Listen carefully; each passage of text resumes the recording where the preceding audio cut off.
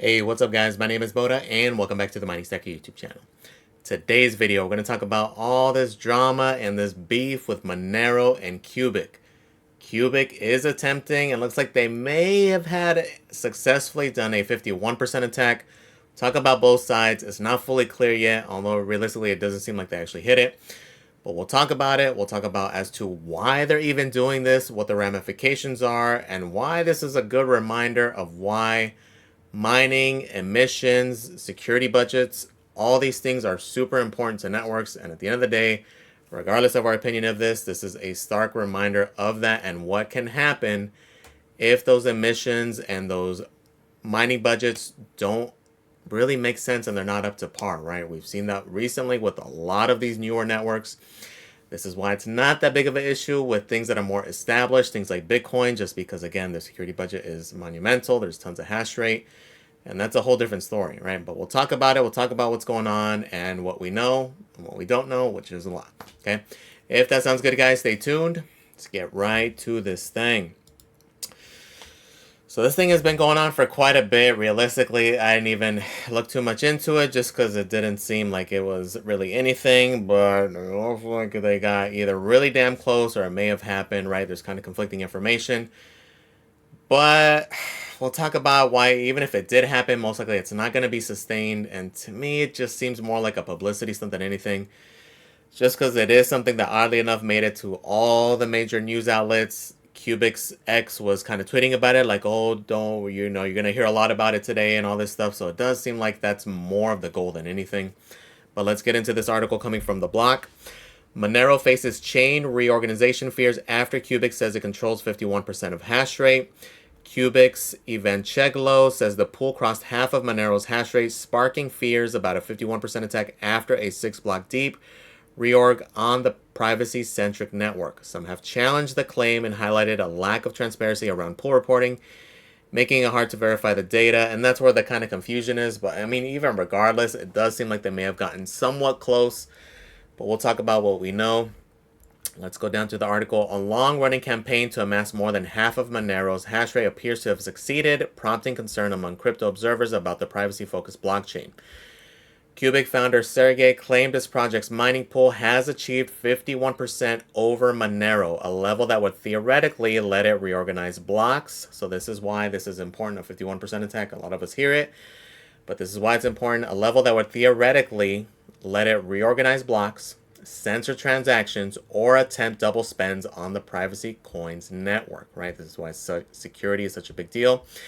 He added on X that Qubic's push would ultimately help the community prepare for future threats. The block previously reported on Qubic's months-long bid to concentrate Monero hash rate. Qubic uses a useful proof-of-work model that incentivizes CPU mining of Monero's RandomX algorithm, then converts mined XMR to USDT to buy and burn Qubic tokens, which is the whole shtick and the whole reason they're doing it, creating a deflationary loop for its own token economy. Okay, so again, it kind of highlights the importance and highlights what a 51% attack is, right? And this is why we're making such a big deal with what was going on with Radiant. If you guys remember Dragon Ball and the entity. So there's different concerns, right? We look at like mining pool stats, we go on different things, and we're looking at the different pools. We obviously want to spread out the hash rate as much as possible. We don't want to have any pool having control of the network or more than 51%. But realistically, even then, do they really control it? No, because realistically, it's a pool of all the miners, right? Of all of us little guys. If something nefarious were to happen from that pool operator, we would switch off, go somewhere else. Realistically, that's why it's always important to do that. The concern is, though, is if a single entity is controlling that amount of the hash rate. Okay, so that was the issue with Radiant and Dragon Ball. It wasn't just one pool having the majority. It was the fact that Dragon Ball themselves, a single entity, was controlling the majority of the hash rate and therefore could do these things on the network if they're a malicious actor. This is a huge concern if that were to happen, and realistically, in crypto, you don't want to give any trust to anybody. Okay, so although with these smaller networks, we'll tend to see it where, like, you know, certain pools will have a big chunk of the network just because people prefer that pool. Realistically, they're probably not going to be malicious actors, so that's kind of the trust base. But when it's a single entity, and like Radiant's case with Dragon Ball, and in this case, Qubic, there is the huge possibility of them kind of doing whatever the hell they want to do with the network. Okay, so this is a pretty big deal because again, it is a single entity. It's not just a single pool. Let's kind of continue down. Sheglo has since discussed a plan to demonstrate majority control between August 2nd and August 31st, and has said Qubic would temporarily stop reporting its pool hash rate to highlight takeover risk. So what a 51% attack means. 51% attack occurs when an entity or group controls most of a proof-of-work network's hashing power, enabling it to reorder blocks, enter new transactions, and reverse its own payments, aka double spend. Okay, so again, this is why security is such a big deal, and this is why realistically a lot of people consider kind of Bitcoin to really only be the only secure one, just because again, its hash rate, the amount of miners on it is immense. The amount of capital it would take to like rent the amount of hash rate to do a 51% attack would be mind-bogglingly huge, and that's why it's just viewed that way, right? And this is why security is important, decentralization is important, spreading out the hash rate is important. All these things, as well as coming from the protocol level, emissions are important because again, that's your security budget. That's what you're paying for security of your network. Okay, so that's why there has been a big issue, a lot of contention especially these past 3 to 6 months with a lot of networks. They're kind of not seeing that. They're kind of seeing us miners as just reaping the rewards and causing sell pressure on these networks when, again, we are a huge part of the network, right? Providing consensus, minting coins, the security of the network. We're a huge part of it, and this is why it pisses off so much when that's how they view us, as just people leeching off the network, leeching rewards off. Anyway, getting off topic. Let's continue down with this thing. A 51% attack, or we read all that. On Monero, whose RandomX favors general-purpose CPUs, Qubic's UPOW strategy aims to pull external compute and capital into Monero mining, then recycle the proceeds by selling XMR for stablecoins to buy and burn Qubic. If sustained, the majority hash rate would give Qubic controlling influence over Monero's near-term block production. The economics hinge on whether token appreciation and burn dynamics outweigh the high cost of renting or mobilizing compute. Okay, so this is kind of their end game. That's the goal of what they're trying to do here. Not a fan of it at all whatsoever, right? To me, this is a real dickhead move from Qubic to essentially undermine Monero for their benefit. I get it if they're trying to prove a point, but again, the point was proven, but no, it goes beyond that. This is actually what they were trying to do. They're essentially trying to take over and undermine Monero. Okay, so depending on your viewpoint, personally not a fan. I personally would put on, if you have any kind of hash rate on Monero, just kind of prove the point, because realistically, I honestly don't really think they hit it. If they did, it was briefly, it was temporarily. So far, it looks like nothing happened. And realistically, again, Qubic is also going to have a halving in 8 days. So if they don't do it now, it's just not going to happen, because the halving essentially means their security budget is going to get cut in half. Okay, so understand those things. Let's go down. Qubic Scrutiny. There are also doubts about whether Qubic has indeed amassed more than half of Monero's hash rate. Sarai Dax's lead developer, Luke Parker, argued that Sergey's project executed a 6-block reorg attack rather than a full 51% attack. Parker also scrutinized Qubic's majority hash rate claims, noting difficulties verifying the numbers as the project has excluded its data from public analytics. He also said that the info available on mining pool stats suggests otherwise. They may have 51% of the estimated hash rate / mined blocks, but less than 51% of overall hash rate, Parker wrote. No matter what, the numbers don't add up. And yes and no, right? We definitely have seen on mining pool stats that number a lot of times isn't accurate. A lot of these pools don't report all the hash rate. Also, part of the unknown hash rate also includes solo miners, right? Which is a big part of it. Okay, it's not just all going to be Qubic. So understand those metrics. Understand that it's always not perfect, right? We've done a lot of like cyber sleuthing, and we've kind of seen that. We've seen that before with different projects, different things going on when we're kind of digging in deep. So just something to understand there. So that's kind of the gist of it. Part of the reason we've been saying that this is potentially more of a publicity stunt, right? It doesn't look like it's going to happen all the way, because again, what we just mentioned. They were also putting on their X that, oh, you're going to hear a lot about this today, so I wouldn't be surprised if they kind of like were putting this out there specifically just to run it on a lot of these news mills, right? We did see it kind of all over the place. Even places that typically don't talk about this stuff, as well as some of the other like PR news wire type things, also releasing articles about it. So just very sus, right? To me, it seems more of a publicity stunt than anything. But You come up with your own interpretation. We'll look at Qubic side, what they're saying. So there's a much misunderstanding about what we're doing with Monero XMR mining and what our process is. Let's clear it up. Number one, we're not creeping up from the shadows to do a quick hit takeover. We're publicly announcing every move and let Monero prepare their defenses. Number two, we're not hiding our XMR pool hash rate. We have several dashboards offering to look inside. Number three, we welcome your DDoS attacks. You provide an otherwise very pricey penetration testing for us. We're improving our security and our resilience as you are reading this. Number four, most importantly, you must understand the process. We're accumulating the hash rate critical mass through incentives. It may take days or weeks. The process is ongoing and is tied to pure economic incentives. And that's kind of the gist of it, right? So it's, yes, they're paying them a lot more, as well as I'm sure they are renting hash rate as well. I'm sure both sides are doing this, right? This is a big part of the reason that people have such a big hate towards things like nice hash, because again, it makes this an extremely easy possibility. You can go on here and you can essentially rent the hash rate directed to where you want, which in this case can be used for malicious intent if they wanted to, right? If they wanted to, they can buy a boatload all at once to kind of prove their point, and I'm sure they've been doing that, right? And that's part of where I'm sure those run-ups have happened with the hash rate and such, and this is again why so many people are just anti-nice hash or anti-rig rental services for that reason, right? Because again, it makes these types of things a lot easier and a lot more possible, okay? So let's look. They also did a blog post. Again, they did a whole like media frenzy, so I don't even want to talk too much about it because it's talking about all the bullshit they did. But let's go through their process because they do kind of go in depth. The first attempt at a pure 51% hash rate dominance was met with fierce resistance, including a sustained DDoS attack that Qubic's infrastructure weathered for over a week. This hacker war highlighted the resilience of Qubic's decentralized network, which remained operational despite outages to peripheral services. The final successful push began on August 11th with the deployment of a more sophisticated selfish mining strategy. This technical tactic, which proved effective, was slightly less and at times more than 51% of the total hash rate, involved the Qubic pool secretly mining blocks and withholding them.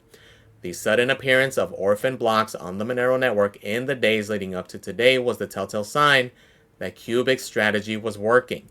This tactic allowed the Qubic pool to gain a disproportionate share of the block rewards and ultimately the network's consensus. Okay. So what now? So this is kind of their end game. However, the end goal is for the Monero's protocol security to be provided by Qubic's miners, right? Which I'm not a fan of. This way, the rewards will be funneled through Qubic's pools, bringing higher profitability and creating a new, higher incentive landscape for Monero miners. So, it's up to you to determine whether you agree with it or not. I personally disagree. I am not a fan of how they are pursuing this. Like, there's better ways to do these types of things, but again, it's their choice. Some people are fans of it. I personally am not, especially when it undermines an OG in the space, being XMR. But to each their own on that front. And again, this is the big thing with them and what they're kind of pushing in a move that has rewritten the rules of blockchain competition. A $300 million market cap AI protocol has successfully asserted its dominance over a $6 billion market cap privacy giant. And that's kind of the headline with all these things. Again, this is definitely a PR move. They fully prepared for this. They're taking advantage of it. The implications of this event will resonate throughout the crypto industry, providing a blueprint for future interactions between protocols and a stark reminder that in decentralized systems, economic incentives are the ultimate arbiter of power. And in this case, they do have a point, right? It's big. It is definitely big. And again, the bigger, more decentralized, and just more hash rate overall you have on your network, the more secure it can be. And it's a tough position for these newer networks, especially the ones that choose a more centralized option, right? Especially these newer guys going right to ASICs, right? It's a big old risk, especially, ones like Alephium, especially right now when their hash rate has dropped so low. Okay, they did go ASIC. Their network has been suffering from it, all the sell pressure, a lot of stuff going on. And because of that, a lot of mining has turned off. Realistically, it's only the few, there's probably only a couple thousand of those AL3s, both from Ice River and Bitmain, running the majority of the network. Again, it wouldn't be very difficult for a malicious actor to take over the network. Like, there's just a lot of different things, and that's why the discussion with emissions, tokenomics, mining incentives, just it needs to be looked at extensively, right? So, not a fan, again, of what they're doing here and what they've done, but it is definitely a stark reminder of what is possible, okay? Especially to a lot of these devs, for a lot of these layer ones. They're so confident that nothing's going to happen. Anything can happen, right? You can have a similar situation on any of those immature networks, okay? As we go down, like we mentioned, Qubic is going to have a halving in 8 days, so the security budget is going to get cut in half. That's why, again, if it didn't happen, it's probably not going to happen if they don't do it within this next week.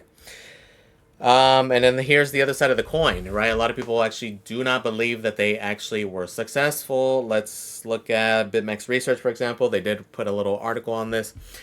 It seems like there may have been a deliberate 6-block reorg on Monero XMR from Qubic mining. The target time is 2 minutes, therefore the reorg length is quite small. However, it is not clear if there was a double spend attack or if this was just selfish mining, i.e. trying to earn more of the block rewards. It seems for now that there is no evidence this was a double spend attack. Qubic did seem to have around 20% of the Monero hash rate for a while, and they may have sold some coins for USD to rent hash rate, a la Nice Hash or something of that sort, to temporarily push the hash rate to over 30%. Qubic has significantly less than 51% of the hash rate, but perhaps it has just above the 33% theoretical threshold where selfish mining is profitable. Assuming the coin price does not crash, it is not clear what the Qubic objective is here. We just talked about it, though. That is kind of their goal, but they do have a token Qubic, and they may want to try and push up the price of it. Other than that, the endgame is unclear, although it is clear. We just talked about it.